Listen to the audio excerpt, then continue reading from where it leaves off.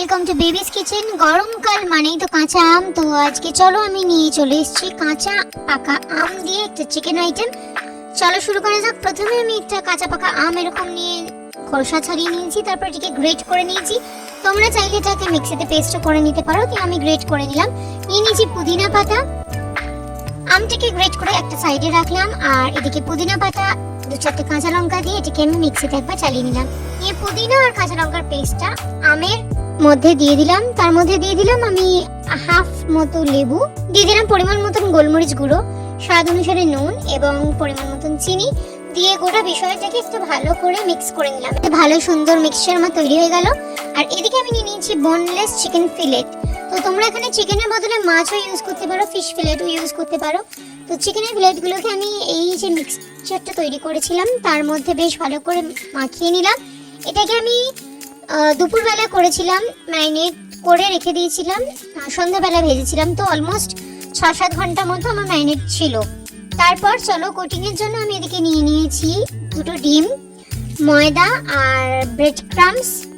আমি ব্রেড ক্রামসের বদলে অনেক সময় মুড়ি ক্রামসও ইউজ করে থাকি, তো আজকে আমি মুড়ি ক্রামসটাই নিয়েছি। তো প্রত্যেকটা ফিলে এরকমভাবে আমি নিলাম, নিয়ে ময়দার মধ্যে ফার্স্টে দিলাম, দিয়ে ওর মাঝখানে, ফিলেটের মাঝখানে আমি আমের যে মিক্সচারটা ছিল সেইটাকে দিলাম, দিয়ে উপরে আরেকটা ফিলেট দিলাম, দিয়ে কোট করলাম পুরোটা ভালো করে ময়দা দিয়ে। তারপর এটাকে আমি ডিমে ডাম্প করলাম, আর লাস্টলি মুড়ি ক্রামসে আমি এরকমভাবে ভালো করে কোট করে দিলাম।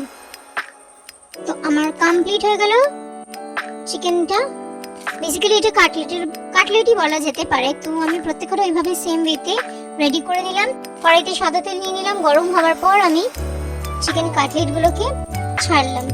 তো দুপিঠ ভালো করে আমি ফ্রাই করে নেব গোল্ডেন ব্রাউন হওয়া পর্যন্ত। একইভাবে আমি প্রত্যেকটা গোল্ডেন ব্রাউন হওয়া পর্যন্ত ভেজে নেব।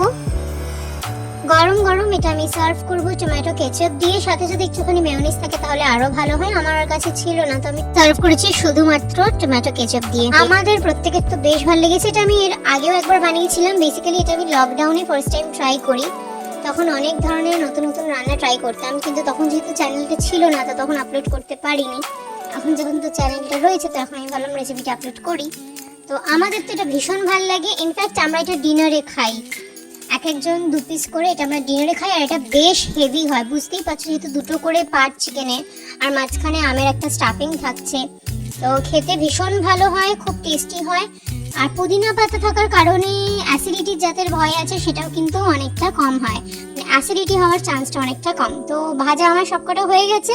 তোমাদের একটা কেটে আমি দেখে দিচ্ছি যে এই ভিতরটা কেমন লাগছে। দেখতেই পাচ্ছ তোমরা আমের স্টাফিংটা। তোমাদের সকলের কাছে রিকোয়েস্ট রইল তোমরা সকল রেসিপিটা বাড়িতে ট্রাই করো, আমাকে কমেন্ট করে জানিও কেমন লাগলো। দেখতে থাকো বেবিস কিচেন।